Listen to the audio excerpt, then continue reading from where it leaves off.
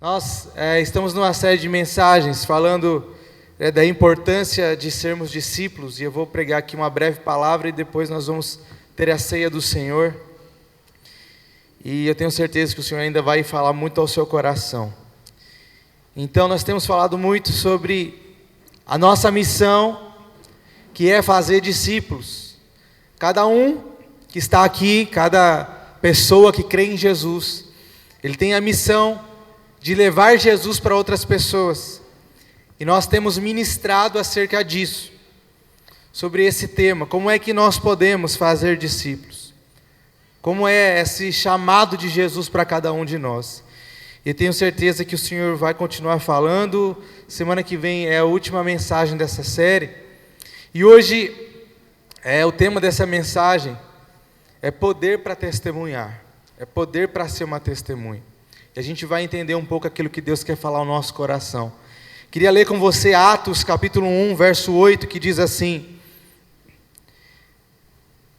mas vocês receberão poder ao descer sobre vós o Espírito Santo, e serão minhas testemunhas tanto em Jerusalém como em toda a Judeia, Samaria e até aos confins da terra.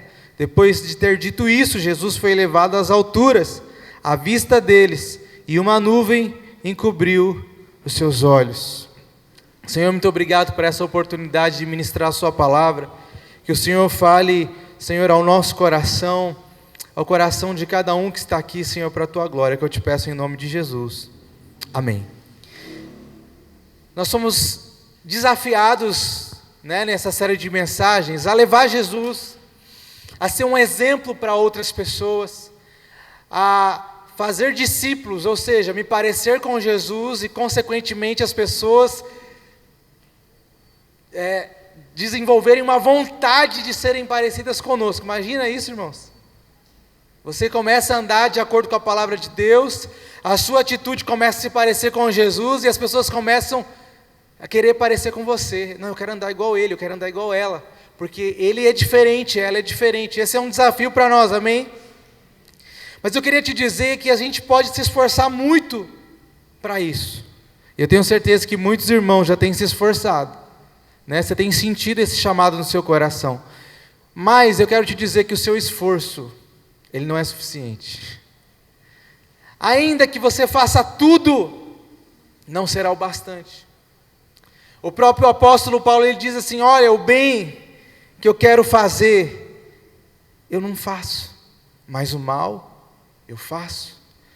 Nós somos pessoas, seres humanos, e nós temos carne e temos espírito, e vai ser sempre uma luta da nossa carne com o nosso espírito. E por mais que a gente tente, sozinho a gente não consegue. Você pode se esforçar, você pode ter colocado aí uma meta na sua vida: não, eu ouvi a palavra e eu vou fazer discípulo, eu vou levar Jesus para as outras pessoas. Mas só com a nossa intenção, só com o nosso intelecto, a gente não vai conseguir. Mesmo que você seja esforçado, mesmo que você seja bonzinho, mesmo que você seja uma pessoa maravilhosa, não vai dar certo. A sua intenção é boa, mas não vai dar certo. Vai faltar ainda uma coisa, que é o que a gente vai falar aqui nessa manhã. Quando a gente traça o perfil dos discípulos, imagina só, Jesus foi enviado para essa terra, e ele foi começar uma obra que tinha começo, meio e fim. Ele sabia o que ele queria fazer, ele tinha um plano para isso, e ele precisava aí de 12 pessoas, para serem os seus mais chegados, mais próximos, seus discípulos, que iriam ser mais importantes no sentido de fazer a obra que Jesus começou, de estarem aprendendo com ele, de estarem andando com ele dia a dia. E eles foram muito importantes para o Evangelho chegar até nós. Pensa só, o Filho de Deus nunca pecou, cheio de poder de Deus para realizar milagres. Jesus fez muitos milagres na terra, e ele precisava escolher 12 pessoas para serem os seus discípulos, os seus cooperadores, os seus ajudantes, as pessoas, seus parceiros ali na obra. E mesmo Jesus tendo sabedoria, mesmo Jesus tendo conhecimento, mesmo Jesus sabendo o futuro, vocês acham que Jesus fez a escolha perfeita? O que vocês acham? Os discípulos de Jesus eram pessoas super incríveis, pessoas que nunca erraram, pessoas que sabiam falar, pessoas experientes. Jesus, antes de escolher os seus discípulos, seus 12, ele passa uma noite inteira em oração, mas mesmo assim, na hora que ele vai fazer a escolha, ele escolhe um monte de gente imperfeita. Por quê, irmãos? Por que Jesus, mesmo sabendo o futuro, mesmo Jesus passando uma noite inteira orando em prol disso, parece que a oração de Jesus não foi boa. Porque ele orou a noite inteira e quando escolhe pessoas imperfeitas. Inclusive, ele escolheu uma pessoa que ia traí-lo lá na frente. Jesus escolheu uma pessoa que lá na frente, quando Jesus aparecesse, ia mostrar o corpo dele e ia falar assim, eu não estou acreditando não. Posso pôr a mão? Jesus escolheu o incrédulo. Jesus escolheu um camarada chamado Pedro, que ia negá-lo 3 vezes, que era covarde, que era bruto, que não sabia se comunicar, não sabia falar, era um homem iletrado. E foi esse homem iletrado, justamente a gente pode dizer que ele foi o sucessor de Jesus, no começo da igreja, foi Pedro, o grande líder, o grande mestre, alguém que se a gente olhasse não tinha cultura, não tinha educação, não tinha faculdade, nem sabia falar, mas foi esse que Jesus escolheu para ser seu discípulo. Por que ele fez isso, irmãos? Para provar para nós, que mesmo nós sendo imperfeitos, Ele pode fazer uma grande obra através da nossa vida. Você não é perfeito, eu também não sou, mas Jesus nos escolheu para fazer algo grande e maravilhoso através de nós, mesmo nós sendo imperfeitos. Sabe o que o apóstolo Paulo ele fala? Que quando ele está fraco, é aí que ele está forte, porque o poder de Deus se aperfeiçoa na fraqueza dele. Ele está dizendo assim, quanto mais fraco eu sou, mais Deus age em mim. É isso que Deus está dizendo para você hoje. Você não é perfeito, mas eu te escolhi, e através de você, pessoas serão alcançadas. Você vai ser alguém que também vai ter a capacidade de gerar discípulos, não porque você é perfeito, mas porque Deus te escolheu, e Ele vai aperfeiçoar a obra na sua vida, porque a obra de Deus na sua vida, meu irmão, ela ainda não acabou, e aquele que começou a boa obra, Ele é fiel, e Ele é justo para cumprir até o final na sua vida. Jesus, Ele treinou esses homens, treinou os discípulos, treinou todo mundo, uma multidão seguia Ele, e eles viviam o Evangelho de uma forma muito intensa, andavam juntos o tempo inteiro. E Jesus, quando Ele vai perto do final da sua missão aqui na terra, quando Ele estava perto de ir para a cruz, Ele começa a dizer para os discípulos, olha, eu vou morrer, mas eu vou ressuscitar. Sabe o que os discípulos falaram para ele, especificamente Pedro, quando Jesus deu essa revelação? Porque estava tudo bem, Jesus tinha um monte de seguidor, todo mundo queria ver Jesus, e eles estavam lá, antes pessoas anônimas talvez, e agora estavam andando com um cara que era o cara, todo mundo só falava de Jesus, e eles estavam lá, do lado de Jesus, estava tudo bem. Um chegou e falou assim, Jesus, quando o Senhor reinar aqui, eu quero sentar à direita e meu irmão à esquerda, assim, a gente quer sentar no trono. Mas quando Jesus começou a falar assim, eu vou morrer, sabe o que Pedro falou para ele? Ele falou assim, Jesus, vem cá. Jesus, acho que você não está passando bem não, você não está entendendo. Você não vai morrer coisa nenhuma não. Para de falar essas coisas, Jesus. Sabe o que Jesus falou para ele? Para trás de mim, Satanás. Foi duro, né? Pedro, para trás de mim. O que você está falando aí o diabo está usando a sua boca, porque eu vou morrer sim. E Jesus falou, eu vou morrer, vou ressuscitar, vou morrer, vou ressuscitar. Vai ser do jeito que eu falei. E foi exatamente do jeito que Jesus falou que aconteceu. Jesus morreu. Jesus morreu. E o que aconteceu com os discípulos? Na hora que Jesus morre, eles parece que esqueceram tudo que Jesus tinha falado. O que Jesus falou? Eu vou morrer, mas ao terceiro dia eu vou ressuscitar. Qual foi a atitude dos discípulos? Todos ficaram trancados, com medo, orando, morrendo de medo, todo mundo morrendo de medo. Talvez não seria o momento de ter tanto medo, talvez seria o momento de ter uma esperança e uma expectativa. A gente está aqui, Jesus morreu, mas Ele vai ressuscitar, Ele falou que Ele ia ressuscitar, Ele vai ressuscitar. A gente olha na palavra e vê que os discípulos voltaram às suas antigas atividades. Eles voltaram, por exemplo, Pedro voltou a pescar, ele tinha largado as suas redes para seguir Jesus.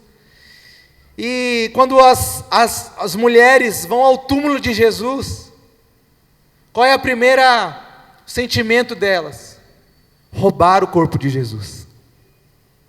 Irmãos, a incredulidade faz a gente achar que é mais fácil. Elas andaram com Jesus, eles andaram com Jesus, mas para eles era mais fácil um ladrão ter roubado o corpo do que Jesus ter ressuscitado, como Ele falou que faria. Não é forte isso? Eles chegaram lá e viram a pedra removida, porque não é igual hoje, né? É diferente. Era uma grande pedra, e veio um anjo e tirou a pedra, e Jesus ressuscitou. Mas para eles era mais fácil pensar que o corpo foi roubado do que Jesus tivesse ressuscitado, mas Ele apareceu, e Ele falou, eu ressuscitei. E elas creram ali na hora e saíram correndo.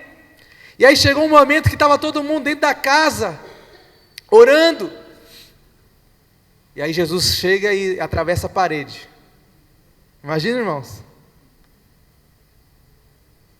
Para os discípulos, a maioria, Jesus estava morto. Mas Ele falou que ia ressuscitar. E Ele aparece lá para os discípulos. Aparece lá para os discípulos, entra dentro da sala de oração deles, e diz, sou eu. E ainda assim, o Tomé falou, deixa eu tocar para ver se é verdade.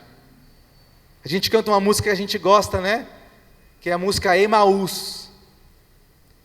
Um pouquinho para frente, os discípulos estavam andando no caminho de Emaús, e Jesus apareceu, e andou com eles, e eles não estavam reconhecendo Jesus. E o que foi a chave? O que mudou na vida deles? Eu já estou acabando, você pode dar glória a Deus por isso? Estou aqui acompanhando no cronômetro. Jesus treinou, Jesus andou, Jesus deu exemplo, Jesus ressuscitou, Jesus apareceu, e ainda assim eles não estavam prontos. Não dá vontade de desistir desse jeito? É igual às vezes a gente vai fazer uma prova, vai para uma escola. Eu lembro que, uma época da minha vida eu fiz faculdade de Direito, e aí tinha um professor lá, o nome dele era Fábio Figueiredo, muito bom professor com livro escrito e não sei o que, ele era professor de Direito Civil, Direito Consumidor. E aí eu lembro que tinha uma prova de Direito do Consumidor, eu tinha comprado o livro dele, li o livro dele, vi a videoaula, estudei a noite inteira, estava preparado para a prova. Quando chegou as perguntas, era tudo que eu sabia, e na prova de Direito a gente tem que escrever, mas não pode escrever muito, não pode encher linguiça, você tem que argumentar, tem que fundamentar, mas não pode ficar só jogando palavras para encher a folha, não. Citei os códigos, fiz tudo certo, até minha mão doeu, escrevi até o finalzinho da folha. E aí eu lembro que saiu o resultado da prova, a prova valia 5, eu tirei 2. Eu fiquei decepcionado, falei, não é possível, eu fiz tudo que eu podia, não tinha mais nada que eu pudesse fazer para melhorar a minha nota, para entender mais desse assunto. E aí eu fui tirar satisfação com o professor. Achei ele lá no café da faculdade, falei, professor, eu queria falar com o senhor. eu acho que o Senhor errou na correção da minha prova, porque eu fiz tudo certo. Eu li seu livro, eu assisti a sua videoaula, eu sabia a resposta. Ele falou: você tirou quanto? Eu falei: 2. Ele falou: fica feliz então. É horrível essa sensação que a gente faz tudo e ainda a gente não consegue ser aprovado, e os discípulos estavam nessa condição. Eles já tinham largado tudo, seguiram Jesus, andaram com Jesus. Jesus morreu, Jesus ressuscitou, Jesus apareceu, mas eles ainda estavam cheios de dúvidas, no coração cheio de medo. Mas o que foi a grande transformação? O texto que nós lemos aqui, queridos, e nós já falamos dele, uma outra mensagem, como que a igreja foi espalhada até os confins da terra. Mas o fator que fez a diferença aqui, é que o que Jesus sabia é que eles não poderiam ser testemunhas, é que eles não poderiam gerar discípulos, se eles antes não recebessem o poder de Deus. Era isso que faltava para eles. Eles já sabiam tudo na teoria. Sabe aquele curso que você faz tudo, aprende a teoria, mas falta a prática? E você não vai estar pronto até que você passe por aquela experiência. E Jesus falou: olha, vocês vão ficar aqui em Jerusalém, e vai descer sobre vós o Espírito Santo. O poder, a dinamite, essa é a palavra que eles usam, é uma bomba, é uma coisa muito forte. E a partir daí vocês serão as minhas testemunhas em Jerusalém, Judeia, Samaria, até os confins da terra. A partir daí sim vocês vão gerar discípulos. E quando a gente lê aqui em Atos 2, nós vemos o cumprimento dessa promessa de Jesus. Depois que Jesus falou isso, o que aconteceu? Jesus subiu. Foi a última palavra de Jesus para os seus discípulos. Ele falou isso e foi, subiu, foi para o céu. Mas olha o que aconteceu em Atos 2. Abra aí a sua Bíblia, se você pode. Ao cumprir-se o dia de Pentecostes, estavam todos reunidos no mesmo lugar. De repente veio do céu um som como de um vento impetuoso. Encheu toda a casa onde estavam sentados, e apareceram distribuídos entre eles língua como de fogo, as quais pousaram sobre cada um deles, e todos ficaram cheios do Espírito Santo, e começaram a falar em outras línguas, segundo o Espírito lhe concedia que falassem. Estavam morando em Jerusalém judeus, homens piedosos, vindos de todas as nações debaixo do céu. Assim, quando se fez ouvir aquela voz, afluiu a multidão, que foi tomada de perplexidade. Cada um os ouvia falar na sua própria língua. Estavam todos atônitos e se admiravam, dizendo: vejam, não são galileus todos esses que aí estão falando? Então como ouvimos falar cada um em nossa própria língua?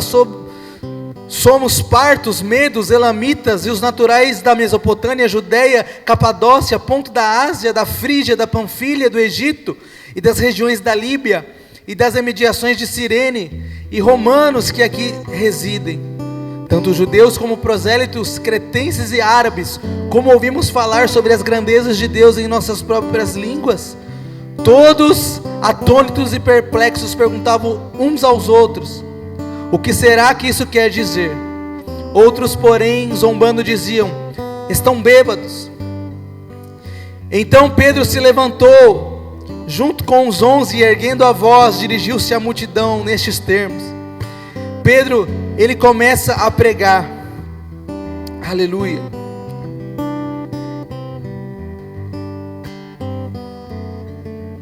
Esse texto, ele é maravilhoso. Ele é uma descrição muito detalhada do que aconteceu naquele lugar. Eles ouviram a voz de Jesus que falou: fiquem aí e orem. Eles estavam lá orando. Então veio o Espírito Santo e desceu sobre eles, e deu aquele poder que ele prometeu que daria a eles.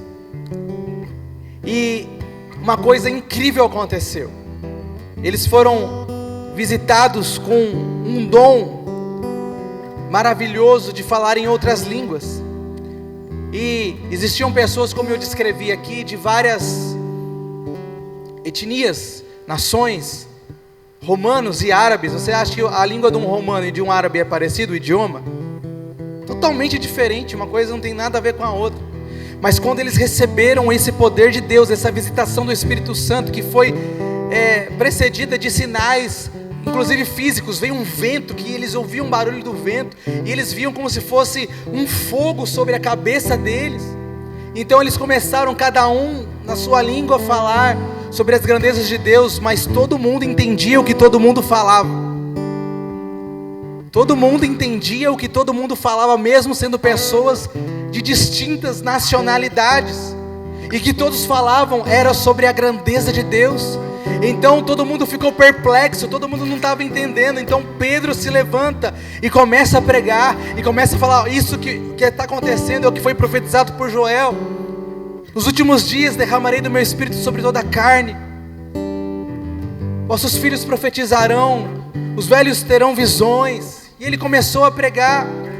Lembra daquele homem que não estava pronto? Lembra daquele homem que negou Jesus? Aquele homem que, quando Jesus morreu, perguntaram: você não andava com ele? Ele falou: não, nem sei quem é Jesus. Aquele mesmo homem que não estava pronto, agora ele recebe o Espírito de Deus, ele recebe o poder de Deus. Então ele se levanta e começa a pregar uma palavra poderosa, que estava além da sua capacidade. Lembra que eu falei que Pedro, ele não tinha uma boa dicção, ele não era eloquente, ele não era alguém assim que era letrado, ele não era um orador, ele não era alguém que sabia falar em público. Mas quando ele foi cheio do poder de Deus, quando ele foi cheio desse Espírito Santo, ele teve poder para ser uma testemunha, ele teve poder para gerar discípulo. Era isso que faltava na vida dele. E sabe o que é mais interessante, queridos? É que quando ele termina de pregar, a palavra do Senhor diz que quase 3.000 pessoas se converteram naquela pregação de Pedro. Olha só no verso 41. Então os que aceitaram a palavra de Pedro foram batizados, havendo um acréscimo naquele dia de quase 3.000 pessoas. Já pensou? Você nunca pregou na vida, você nunca abriu a sua boca para falar de Jesus. A primeira vez que você abre a boca, 3.000 pessoas recebem Jesus. Já pensou, Miqueias? Isso pode acontecer se a gente abrir o nosso coração para receber o poder de Deus, e entender que se nós formos da nossa força, a gente não vai conseguir ser uma testemunha. Se você for só na sua inteligência, só na sua capacidade, só no seu conhecimento, a gente não tem capacidade de viver uma vida reta, de ser um exemplo, de gerar discípulo, de falar de Jesus.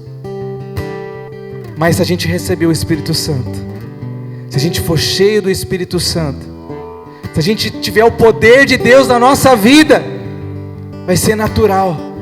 A gente vai muito além do que a gente poderia ir, porque não é a gente sozinho, mas é Deus conosco em todo o tempo. Amém?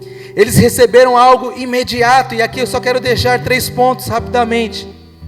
Como que a gente pode receber o Espírito Santo? Que a gente já vai orar e já vai partir para a ceia. O Espírito Santo, Ele é Deus. O Espírito Santo não é o Gasparzinho. Quem assistiu o Gasparzinho? Fantasminha camarada, eu adorava. A gente acha, né? Às vezes quem não vai muito à igreja não ouviu muitas coisas acerca disso, acha estranho, né? Que Espírito Santo é esse? Que negócio é esse? Estou com medo, né? Que esse negócio de Espírito às vezes é uma coisa que a gente fica assim. Todo filme de terror não tem um Espírito lá e tal, e não sei o que. Mas eu quero explicar um pouquinho para você. O Espírito Santo de Deus nada mais é do que o Espírito do próprio Deus. Nós acreditamos no que a Bíblia diz, que Deus, Ele é um e Ele é 3. E é uma coisa que a gente não consegue explicar, é uma coisa inexplicável. Mas existe a Trindade. Então, existe Deus Pai, existe Jesus, existe o Espírito Santo. Ambos são um, mas eles são 3. Conseguiu entender? São 3 pessoas distintas, mas todos são Deus. O Espírito Santo não é um arrepio, né? Fiquei arrepiado. Olha, o Espírito Santo, senti a presença de Deus. Ele é o próprio Deus. E quando Jesus, ele vai comissionar os seus discípulos, ele faz essa promessa: vocês não vão ficar sozinhos, vocês vão receber o Espírito Santo. E eu vou falar sobre isso daqui a pouco com vocês. Mas como que a gente pode receber, então, esse Espírito do próprio Deus morando dentro de nós? Porque Ele mora dentro de nós. Baseado ali na experiência dos discípulos, ali em Atos 1:8. Primeira coisa, a gente precisa obedecer à voz de Deus. Quer ser cheio do Espírito Santo, quer receber o Espírito de Deus, tem que obedecer. Qual foi a ordem de Jesus?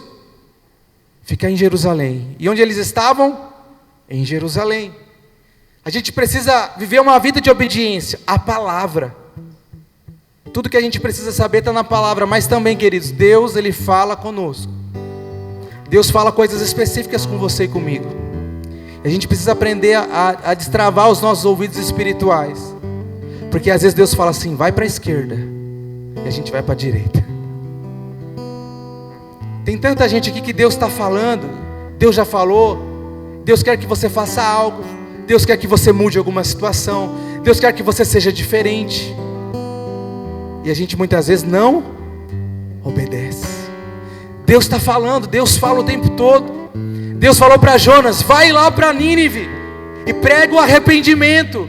E as pessoas lá, que são pessoas más, elas vão se arrepender. E para onde que Jonas foi? Para Tarso. Jonas desobedeceu a Deus. Onde que Jonas foi parar? Na barriga de uma baleia. Mas Deus foi misericordioso com ele e trouxe ele de volta, e deu oportunidade para ele voltar lá e fazer a vontade de Deus. Meu irmão, Deus está sendo misericordioso com você. Não espera a baleia, não. Eu não acredito que Deus, eu não acredito naquele ditado que vem por bem ou vem por mal. Mas eu acredito que Deus usa toda a situação para nos ensinar e nos fazer crescer. Não é, meu Maria? Muitas vezes é só quando a situação fica fora do nosso controle que a gente se volta para Deus. É que a gente fala: olha, Deus estava falando comigo tanto tempo e eu poderia ter ouvido a voz dele. Toda vez que a gente não ouve a voz de Deus, a gente vai viver tempestade, a gente vai ter consequências ruins, frutos da nossa decisão, da nossa escolha de fazer aquilo que Deus não falou para a gente fazer. Então, meu irmão, a gente precisa ficar atento e pedir a direção de Deus em tudo a nossa vida. Porque quando a gente obedece, a gente está trazendo mais de Deus na nossa vida. E a gente está pronto para receber o Espírito Santo. Segunda coisa, a gente precisa, para receber o Espírito Santo, a gente precisa conhecer Jesus. Aquelas pessoas que receberam o Espírito Santo, que receberam o poder de Deus, que foram testemunhas dele, eram pessoas que andavam com Jesus. A gente precisa andar com Jesus, a gente precisa buscar Jesus todos os dias. Como que você pode falar com Jesus? É só você falar com Ele, que Ele vai te ouvir. E não é um monólogo. O que é um monólogo? Quando só uma pessoa fala, não. Ele quer que você fale com Ele, porque Ele quer falar com você também. Quanto mais você anda com uma pessoa, mais você se parece com ela. O que Jesus quer de nós é que nós tenhamos um relacionamento, uma intimidade.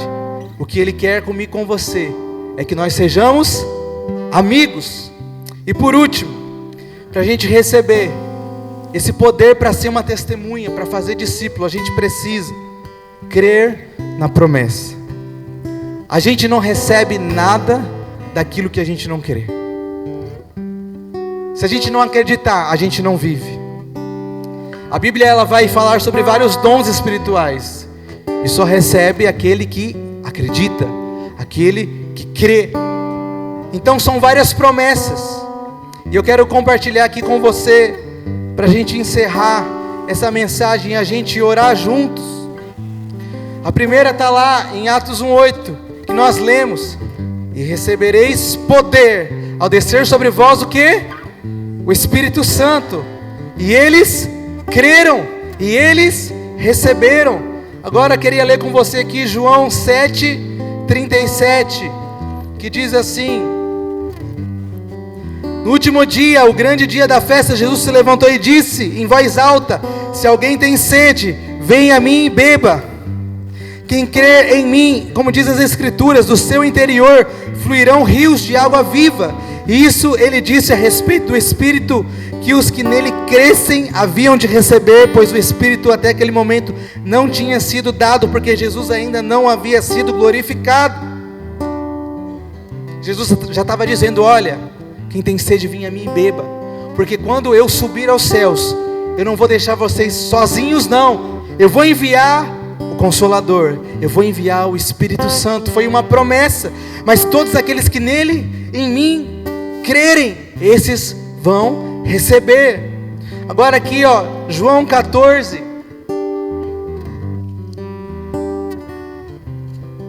João 14, verso 15 e 16: se vocês me amam, guardarão os meus mandamentos, e eu pedirei ao Pai, e Ele lhes dará outro Consolador, a fim de que estejam com vocês para sempre. É o Espírito da verdade, que o mundo não pode conhecer, porque não vê, nem o conhece. Vocês o conhecem, porque Ele habita com vocês, e estará com vocês. Não deixarei que fiquem órfãos, voltarei para junto de vocês. É uma promessa, aleluia, glória a Deus. Olha só também o verso 26: mas o Consolador, o Espírito Santo, que o Pai enviará em meu nome, esse ensinará a vocês todas as coisas, e fará com que se lembrem de tudo o que eu lhes disse. O Espírito Santo. E agora por último, João 15, foi até lido pela pastora Esther nesses dias aí. João 15, 26: quando porém vier o Consolador, que eu enviarei a vocês da parte do Pai, o Espírito da verdade, que dele procede, esse dará testemunho de mim, e vocês também testemunharão, porque estão comigo desde o princípio. Sem o poder de Deus, sem o poder do Espírito Santo, a gente não vai conseguir fazer discípulos, a gente não vai conseguir dar testemunho, a gente não vai conseguir ser uma testemunha poderosa. Por isso que nessa manhã a gente vai orar. Nesse momento eu queria chamar aqui o grupo de louvor. Eu queria que você ficasse de pé, e nós vamos cantar uma canção, um trecho de uma canção, e a gente vai orar. Agora que você entendeu, que você precisa do poder do Espírito Santo para ser uma testemunha, a gente vai orar junto, porque é para você essa promessa, amém? Você vai receber nessa manhã o poder de Deus para ser uma testemunha, para alcançar pessoas, para falar dele. Aleluia. Nós estamos aqui tão sedentos de ti. Vem, ó Deus, vem, ó Deus. Enche este lugar, meu desejo é sentir